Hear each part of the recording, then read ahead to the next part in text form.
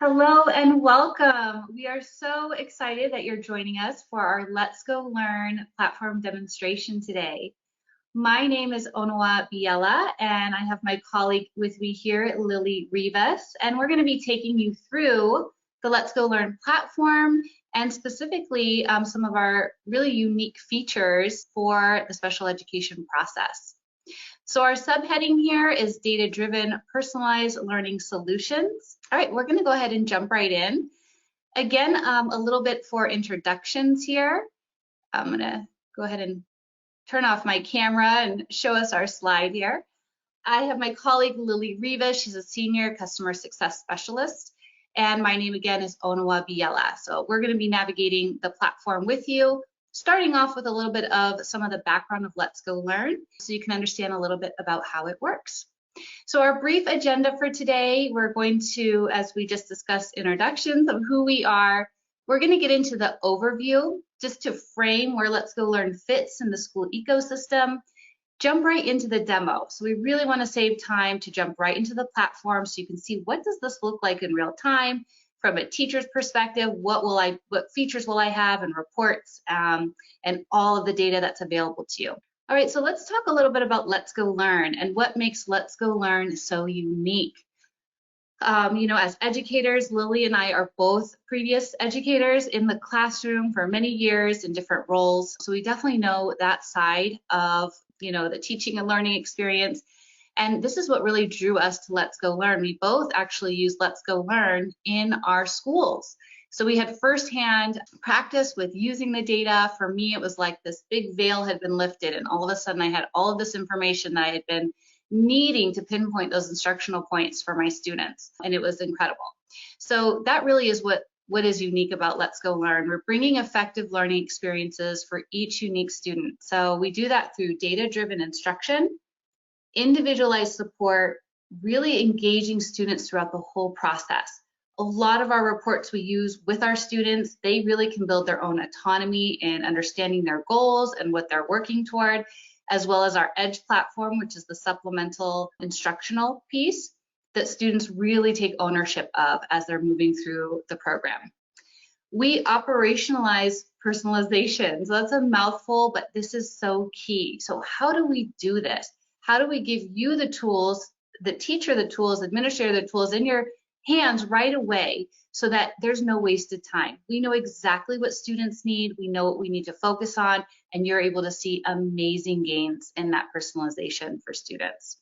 And then that in turn all leads to improved outcomes.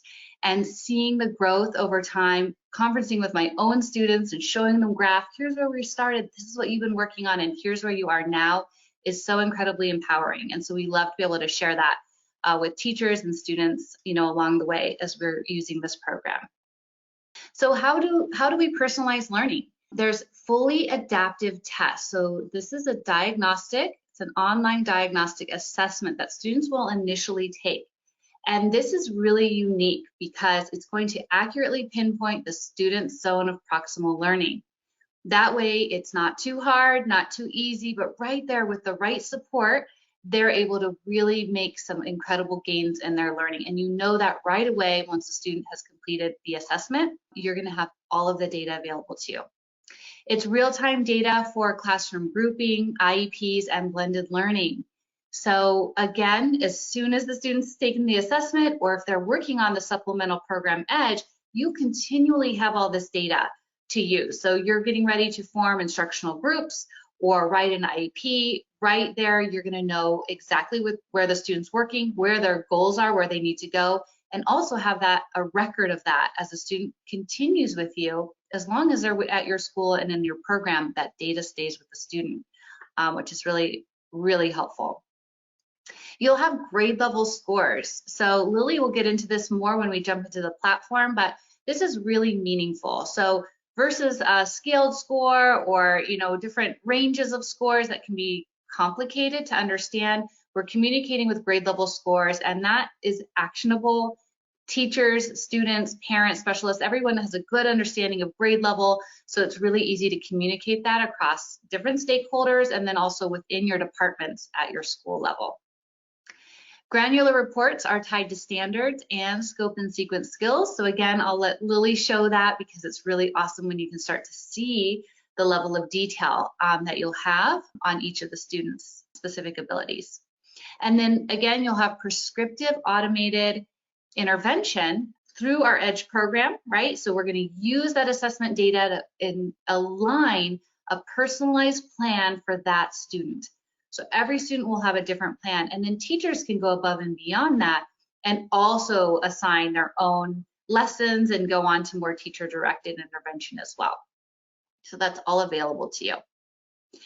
So what does this look like really if we zoom out, right? How does this all come together? We talk about operationalizing this. What does this look like? So this is a nice visual to show you really what we have and we can offer you. And so you can start to think about how this fits in your, in your daily interactions with students on a, one-on-one level, class level, and also school, and of course, larger. So we have our diagnostics over here on the left. So we cover DORA, which is a kindergarten through 12th grade assessment, ADAM, which is the foundational math, which is kindergarten through 7, all the way up to pre-algebra and algebra. So again, those are the diagnostic assessments. So again, we're going to see that pinpoint of where students are working. We also have the ability on the top here to break out those assessments into the individual formative assessments. So that is a formative assessment engine where you can now take those smaller skills and subtests and check in to make sure students are understanding, check for understanding, make adjustments in real time. So that is just an incredible amount of resources and information you have available to you. From here is where you're going to get into that data-driven personalized learning. Now I have the data, real-time progress monitoring on how students are progressing through. So from here, either I'm using that data as my whole group, small group, or individual, or I'm doing my teacher assigned lessons based on that. The teacher can decide, using the art of teaching, anything that they'd like to use from that. And along with that, here at the bottom of the screen, at the same time, you can enroll them in the EDGE online courses for either ELA or math.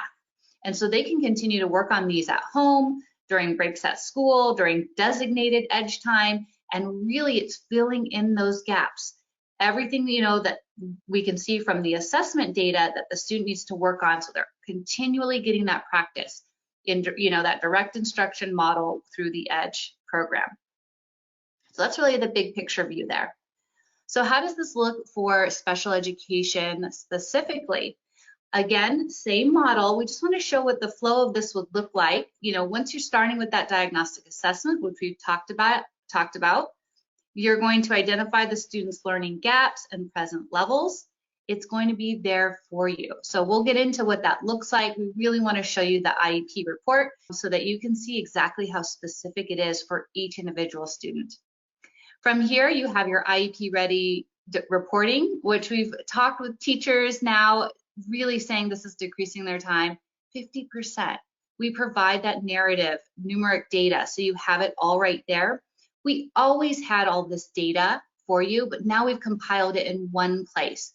So you can go quickly to that IEP report, pull that up, and use that as needed. From here, you're going to get into your customized courses. That's the SDI. And again, that's our EDGE course, that data-driven, specifically designed to address those skill gaps. Step 4, we've got the built-in formative assessment. So teachers can use this to queue up weekly, monthly, quarterly, down to the specific skills, right? If you just want to know how are we doing with this specific skill, all the way to different subtests. You might want to check in on comprehension, for example, and you can do that as well. And then the final step is one-click progress monitoring. So we'll also show you what this looks like. You can track, monitoring of annual goals, and you can make any adjustments to learning paths that way as well. All right, briefly, I'm not going to read through everything on the screen here, but I do want to show you really what Let's Go Learn offers as far as our assessments. You can have a frame of reference for that. Again, I've talked a little bit about this already, but just that you can see it covers those 7 sub-skills of reading. You're going to have immediate access to data. And again, this is a K through 12 reading assessment. So you'll have scores up to 12th grade. Atom K7, now this gets more granular, just the nature of the way math works. And we actually assess 44 subtests covering the major strands, numbers and operations, geometry, data analysis, measurement, and algebra, so that you can see, all of that. We're going to show you a little brief view of it, but it is incredible. There's no guesswork in knowing exactly where students are along the scope and sequence of understanding any of these areas. And then finally, we have the DOMA pre-algebra and also all the way up to algebra. DOMA pre-algebra is 14 subtests, which include a pre-screening option. It's a really nice assessment to use. And then the DOMA algebra covers 11 subtests, where you can see those mastery of those algebra concepts. All right, so just to kind of recap, Let's Go Learn, where we're really strong here is in supporting special education. Not only supporting all students, because we work definitely with all students, but because of the way that we personalize learning, it really lends itself to all these key things to really support our special education students. So the overall compliance and state test schemes, the PLAAFP that we had talked about, the narrative-based data-driven PLAAFP that we can help support you with, establishing baselines, so you have that written in there in your goals. Standards-based goals for students, again, you can work on those standards for even students who are years behind. Okay, where are we working now? Seeing the growth over time, and we're just seeing such amazing gains with the students and schools we're working with. Tracking progress and reporting, as well as that parent reporting piece, and then deficit-specific specialized instruction, and also ESY for those of you who are putting in those plans in place, some of you right now, or maybe you already have for extended school year. All right, so I'm going to pass it over to Lily, and we're going to jump right into the Let's Go Learn system. Awesome, thanks, Onowa. All right, well, thank you so much for joining us, everyone. As Onowa said, my name is Lily Rivas, and we work very closely together to help our customers. So what I'm going to show you today is just a really quick glimpse as to what we offer at Let's Go Learn. It's just very small, but if you do have specific questions, so you can go ahead and get them in the chat box, and we'll be happy to answer them for you. There is more than meets the eye here, so I am just going to highlight a few things. So first and foremost, as Onowa mentioned, we do offer a formative assessment suite along with our comprehensive diagnostics. So what this means is that when you have our comprehensive diagnostics like DORA, ATOM, and DOMA, we actually break them up into smaller components so that now you can track progress on individual skills or groups of skills. So at the top of the page, we have all of your comprehensive diagnostic. These are your longer adaptive assessments, which can then be broken down into strands if we're talking about math. So you can just administer the different math strands. These get further broken down into subtests for both reading and math. So you have a wide array of different subtests, and these get further broken down into even smaller components that we call skill and concept quizzes. So these are usually about 3 to 10 questions a piece. We offer those in all of the different areas for reading and for math as well. And the beauty of this formative assessment engine is the fact that all of the information, all of the scores will populate into what we call active pulse reporting. Active pulse reporting essentially means that as you are testing students throughout the school year, you can pull their most recent data. So you can always see their last assessment date, but what's actually showing on the screen and what we'll pull on the report includes everything that you've worked on with the student up to that particular point. So we're really trying to get the true pulse as to where a student is performing academically and really monitoring that growth. So as Onowa mentioned, we provide grade level scores for all of the different subtests. Currently, we're looking at ELA. I see that there is a question. So the question is, how do I get formative assessment suite, please? Well, you can definitely email us. Feel free to email help@letsgolearn.com, and you will be contacted by a sales rep, one of our educational consultants.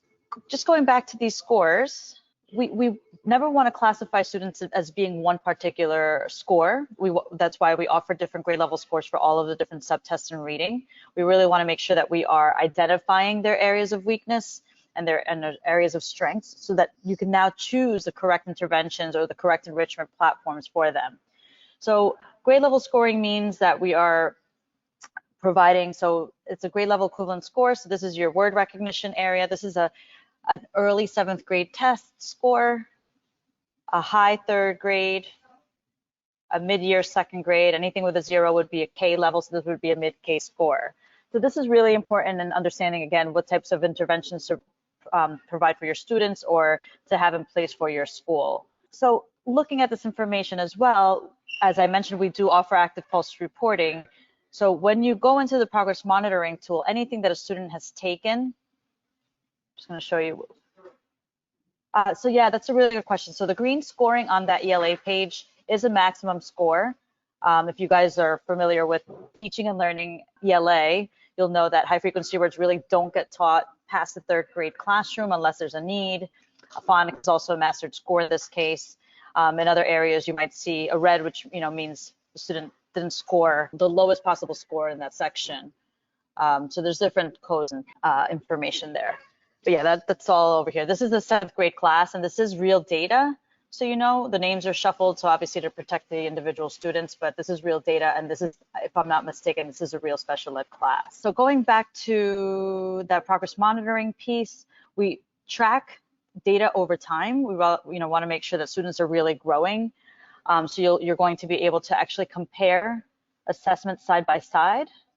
Just going to go ahead and show you what that looks like, which actually creates a really strong conferencing platform. Even younger students can see if a bar is going up or down. You're really able to see where the student has improved.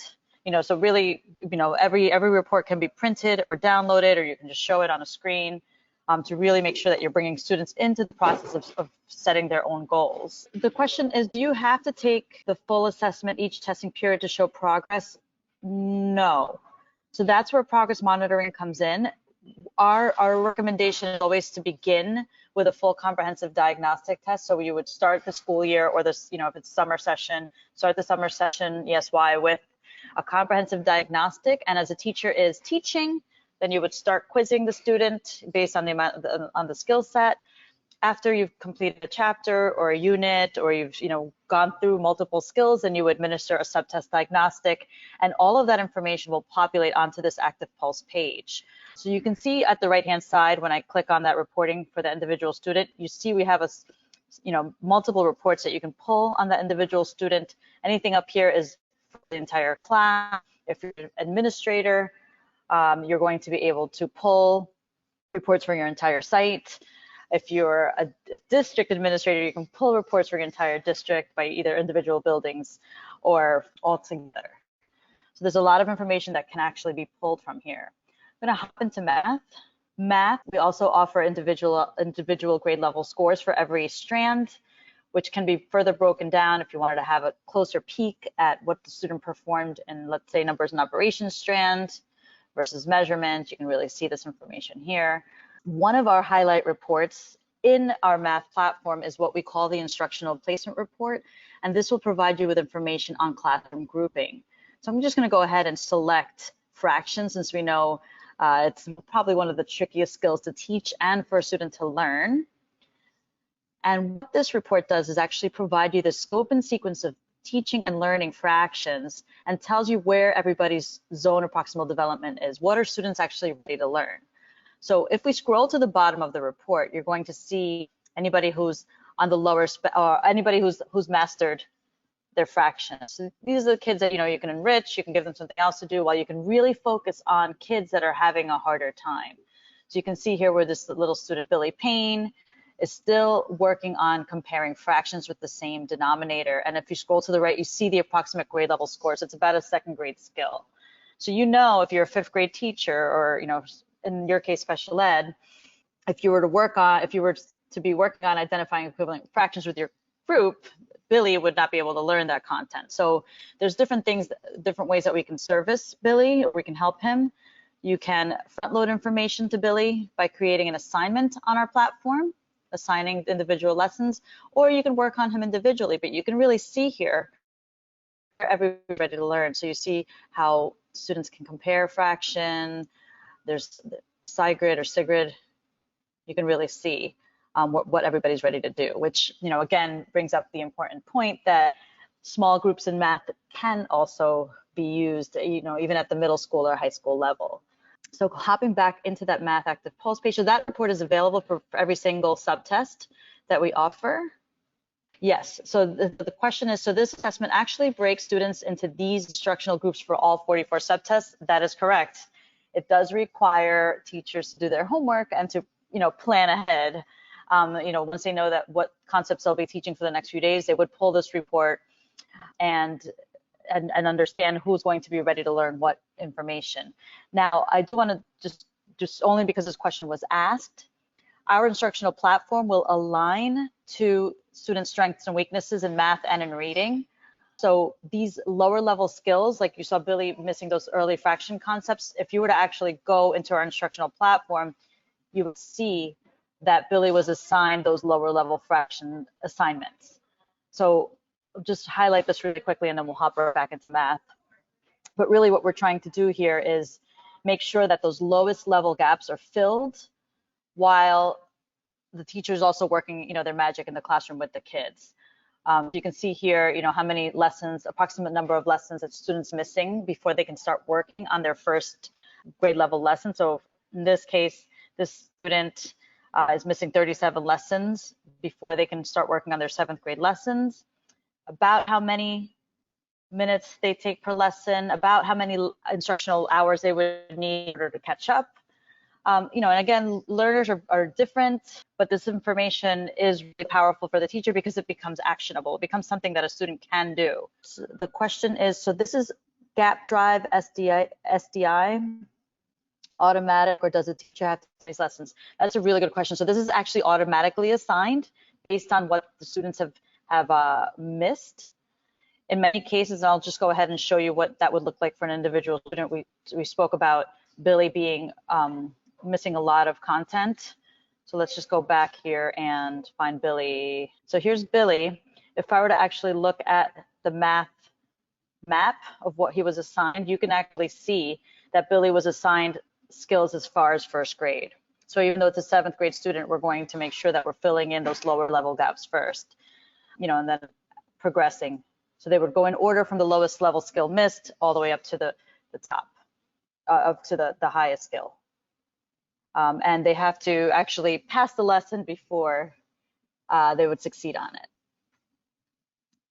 Let me see here. So one more thing I wanted to show you in math is what we call our special ed or IEP writing tool. Let me just find Billy here. Here's Billy.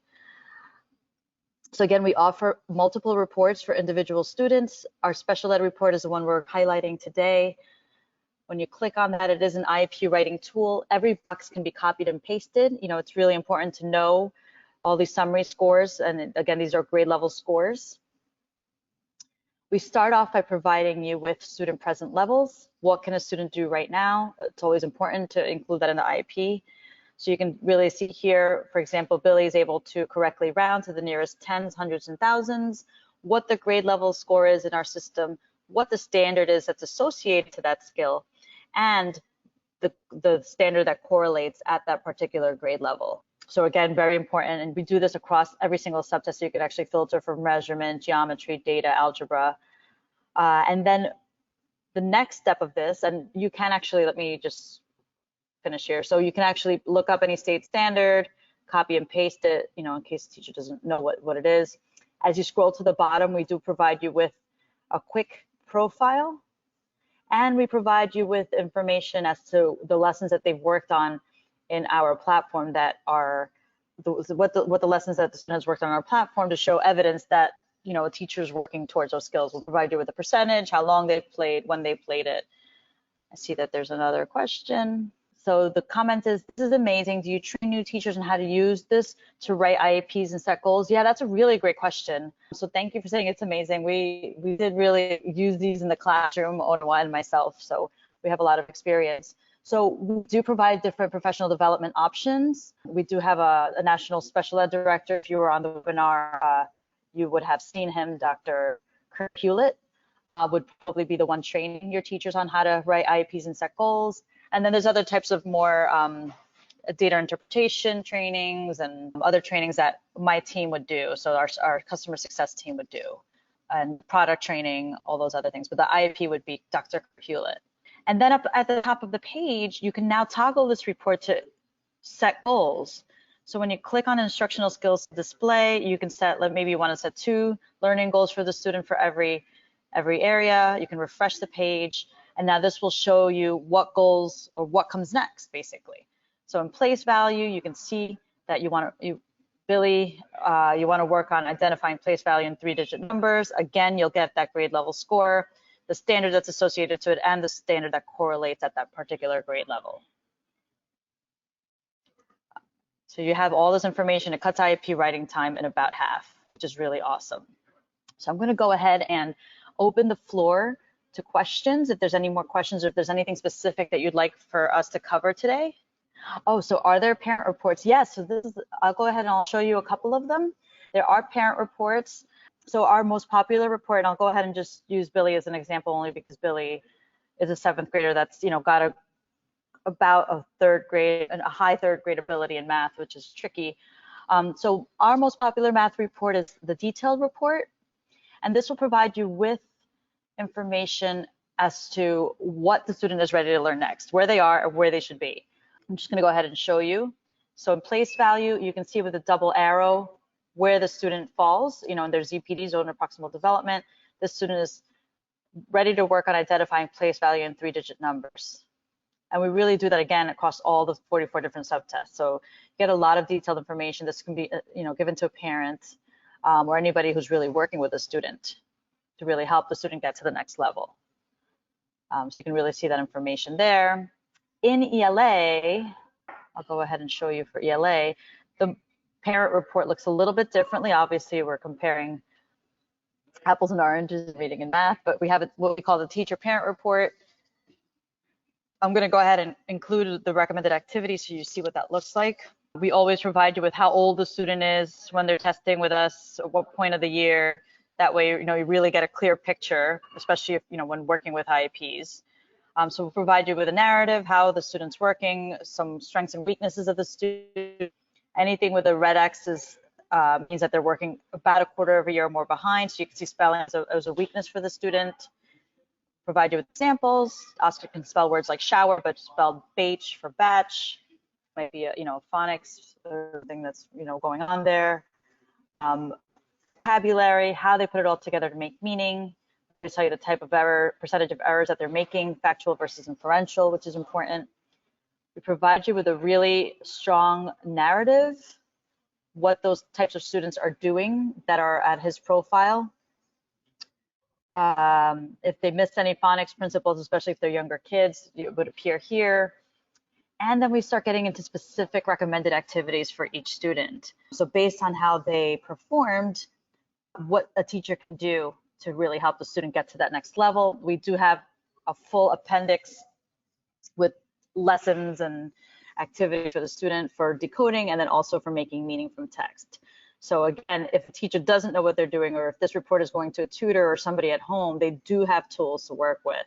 And then I see one more question here. Do you assess Spanish reading and math? So there is a DORA Spanish test. So the reading test is available in Spanish, and that's uniquely written, meaning that it's not a translation of the English test. So you can definitely assess for both. This monitor growth. Math, on the other hand, is a direct translation. So we're only measuring math skills. So in the case of math, you would either administer it in Spanish or in English. I wouldn't say do them both. Oh, so this is a great question as well. What type of audio support do you have in testing? Well, there's not a lot of modifications on our system, unfortunately. We do require headphones for students. Adam, the math test, the K-7 math test is actually read out loud to students to really try to do away with any type of reading confound. That's available, yeah, so students will definitely need headphones. As far as different accommodations are concerned, I would say, stay as close as you can to the IEP because that's really, your legal document there. If it means that a teacher has to, repeat something or, in the part of reading, maybe read the assessment aloud to the students, that's, definitely stay true to those accommodations. Can teachers assign lessons in Edge? Yes. So there's different ways that you can use Edge. There's a lot of, there's different ways. So you can create assignments where you can actually choose what lessons to assign to a student, and you can really, so you can create assignments, you can share assignments with your school, you can pretty much create anything that you want. You can actually, let me just go ahead and show you. You can actually, you create, let's say you need fraction basics, you can go ahead and fill that out. Fraction basics, you can, give them a due date, instructions, and the curriculum available is ELA Edge, Math Edge, Khan Academy, or you can create any type of custom URL if you're working with Google Docs or a particular website that you want the kids on. For the sake of, our own platform, we'll just go ahead and start looking here. So maybe fractions, you would just easily populate this. You can put as many as you want and select your kiddos that you want to assign it to. This would appear as a homework icon, so super sweet and easy. Another way that teachers work with Edge is by using what we call the whiteboard course, which is essentially the list of all of the lessons that we offer, and they can show it on their screens, or if they're working virtually, they can put it on their laptop, and just have another tool to work on with their kids.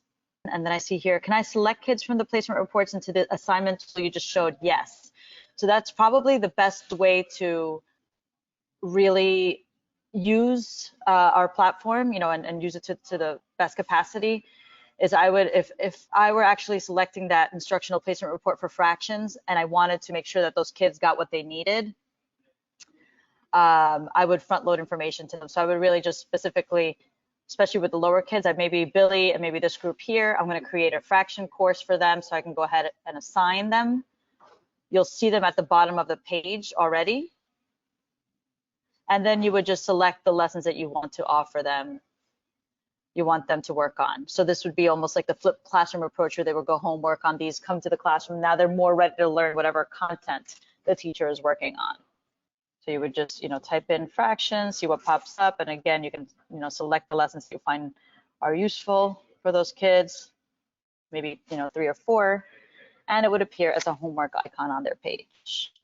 Yeah, so that's a really good question. So you mentioned Edge uses music. Can you explain more about it? Yeah, so we do believe that, I can even show you a sample lesson if you'd like, but we do understand how students learn, and despite the fact that some kids would say it's corny or it's silly or whatever, there is a musical component. There's very strong vocabulary scaffolding, and there's a time for them to practice as well. How do you differentiate from iReady? That is a really great question. So there is a similarity in that we're testing to place kids in a personalized path. I think what sets us apart is the fact that our comprehensive diagnostics are so thorough. We really let the student adapt up and down based on how they're answering, and we really, have a pretty expansive questioning. So Adora, our reading assessment takes about an hour to an hour and a half with older kids. Younger kids would obviously test shorter, like 20 minutes or so, where math tests can sometimes be an hour. The first time they test might take them an hour and a half to 2 because of the way the test adapts up and down. When they test again in our system, the test will actually be shorter because we're going to pick up where they left off. So it will get progressively shorter as they progress throughout the school year. But yes, the comprehensive diagnostic is much more thorough on our platform. Right. Yeah, so the comment is, yes, we used to use iReady, but it places students on generic strand scores, so it wasn't very accurate. Yeah, so we find a lot of iReady users that come to us and kind of give us the same feedback. I see here, I am a math teacher, but will be tutoring both math and ELA over the summer. Should I be fine administering and reading Adora? Yeah, anybody can administer whatever test. It's really easy. Our platform is set up so that you can easily assign a test. So our test queue tab, I'll show you really quickly. You can assign to an individual student if you want, or you can assign to an entire class if you want. So very quick to administer. The reports are very clean and easy to read. So you should be fine, whether you're a math or ELA teacher, you can administer both. I was a math teacher as well. Great questions. I'll go ahead and stay on for a few more minutes. If anybody else has questions, feel free to ask them. Otherwise, feel free to hop off. Let me just our email is help@letsgolearn.com. So you can, if you want further information, you can let us know. So this person says, I think this will be great for our special ed department. Thank you. Of course, this is definitely embraced by a lot of special ed teachers. We have a lot of general ed teachers that uses as well.